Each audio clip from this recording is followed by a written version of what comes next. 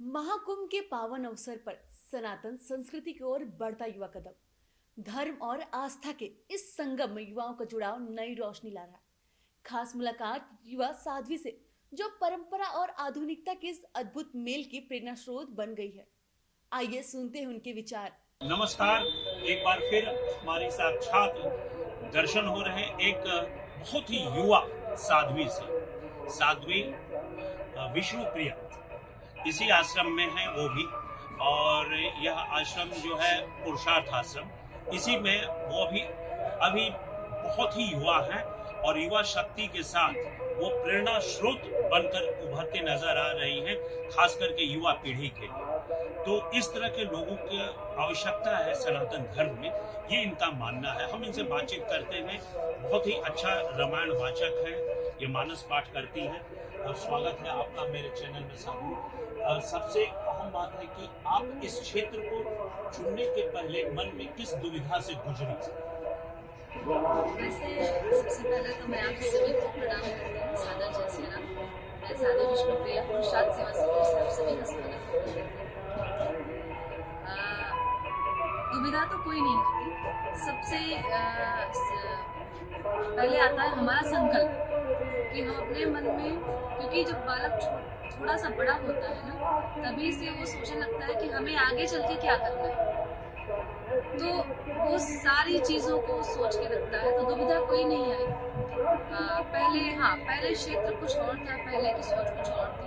लेकिन जब हम धीरे धीरे हाई स्कूल में पहुंचे तो हमारा मन हमारे सनातन धर्म की तरफ मूव होने लगा, बढ़ने लगा, और मन में एक इच्छा जागृत हुई कि क्यों ना हम अपने सनातन धर्म के नियमों का, अपने संस्कार संस्कृति का पालन करते हुए समाज में एक नई छवि बनाए और समाज के लोगों को अपने सनातन धर्म संस्कृति की तरफ हम लेकर के आगे बढ़े। तो आप इसके पूर्व में क्या करते थे? उसके बाद यह रूप स्वरूप जो आपने ग्रहण किया, इसके पहले आप क्या करते थे? इसके पहले हम साहित्य से एमए हैं और हमारी पढ़ाई ही चल रही थी। और हाई स्कूल में जब हम पहुंचे, अचानक से हमारे मन में अपने धर्म संस्कृति के प्रति एक, हम कहेंगे, एक लालच हुई। चीज़ों को हमने जब पढ़ना शुरू किया, जानना शुरू किया, रामचरितमानस क्या होता है, या श्रीमद् भागवत क्या होता है, या शास्त्र क्या है, वेद क्या है, पुराण, जब हम इन सब चीज़ों के विषय में पढ़ना शुरू किए तो हमें लगा कि अब हमें अपनी इसी संस्कृति की तरफ बढ़ना चाहिए। इसके पहले हम केवल स्टूडेंट थे, जैसे सभी बच्चे आपस में जाते हैं पढ़ने लिखने स्कूल कॉलेज में। कॉलेज टाइम चल रहा था बढ़िया, लेकिन हरि की कृपा हुई कि उधर से हम मुड़ करके अपनी संस्कृति की तरफ आगे गए। महाकुंभ जो अभी वर्तमान में प्रयागराज में आप बैठी है, देवभूमि माना जाता है, तो आप इस पूरे महाकुंभ को अपनी दृष्टि में विष्णु प्रिया साध्वी किस तरह से देखती है? देखिए, सबसे बड़े सौभाग्य की बात ये है कि एक तो होता है अर्धकुंभ, दूसरा महाकुंभ, और हम सब सौभाग्यशाली इसलिए है कि ये है पूर्ण, जो 144 वर्षों के बाद आता है। तो मैं इसे इस दृष्टि से देखती हूँ कि ये हमारे सनातन संस्कृति का सबसे बड़ा संगम है, और जितने भी भारत में धार्मिक आयोजन होते हैं, अनुष्ठान होते हैं, उनमें सबसे ये प्रभावशाली या सबसे श्रेष्ठ आयोजन है महाकुंभ। यहाँ पे आने के बाद हमें बहुत सारी चीज़ें अपने सनातन धर्म संस्कृति के विषय में जानने को मिलती हैं, सुनने को मिलती है, बहुत सारा ज्ञान प्राप्त होता है जिनके बारे में ना हम जानते हैं और ना हमने कभी सुना था। और सबसे बड़ी बात कि इस महाकुंभ में आने के बाद हमें ऐसे ऐसे ऋषियों मुनियों का दर्शन होता है कि जिनका वास हिमालय पे होता है, वो हिमालय छोड़ करके कभी बाहर निकलते ही नहीं है। लेकिन ये जो प्रयागराज महाकुंभ का ये दिव्य संगम है, जो प्रयागराज महाराज की महिमा है, जब ये कुंभ लगता है ना, तो इसकी ऐसी लालसा उनके मन में जागृत होती है कि वो अपने हिमालय को छोड़ करके यहाँ पे आते हैं केवल प्रयागराज महाराज का दर्शन करने के लिए और गंगा मैया की कृपा दृष्टि प्राप्त करने के लिए।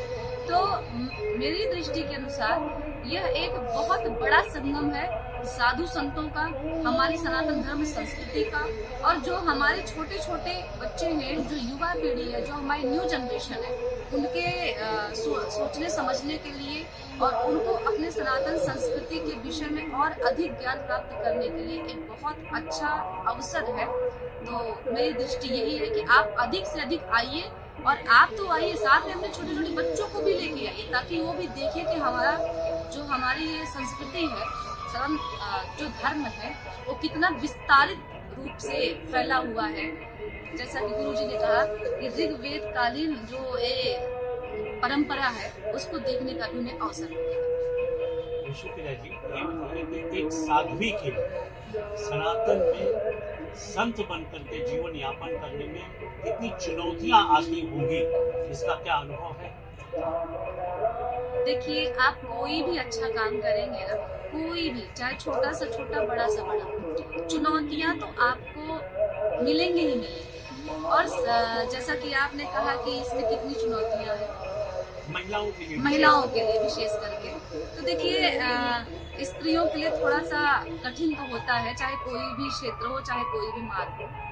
तो कहते हैं ना कि जैसे तलवार के धार पे चलना और महिलाओं को धर्म के पथ पे चलना एक समान होता है। लेकिन मैं कहती हूँ, यदि आपका चित्र और चरित्र दोनों सुंदर है, तब आपको किसी भी प्रकार की कोई चुनौती नहीं प्राप्त हो सकती।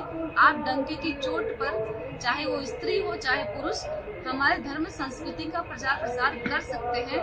और ये साध्वी जीवन तो बहुत ही आनंदमय है, ना किसी बात की चिंता, ना कोई झंझट, बस हरिनाम संकीर्तन करिए और अपने जीवन में मस्त रहिए। आप एक युवा साध्वी से रूबरू हुए, जिस तरह से उन्होंने सबसे ज्यादा जोर दिया चरित्र पे, तो चरित्र निर्माण सनातन का मूल बीज मंत्र है।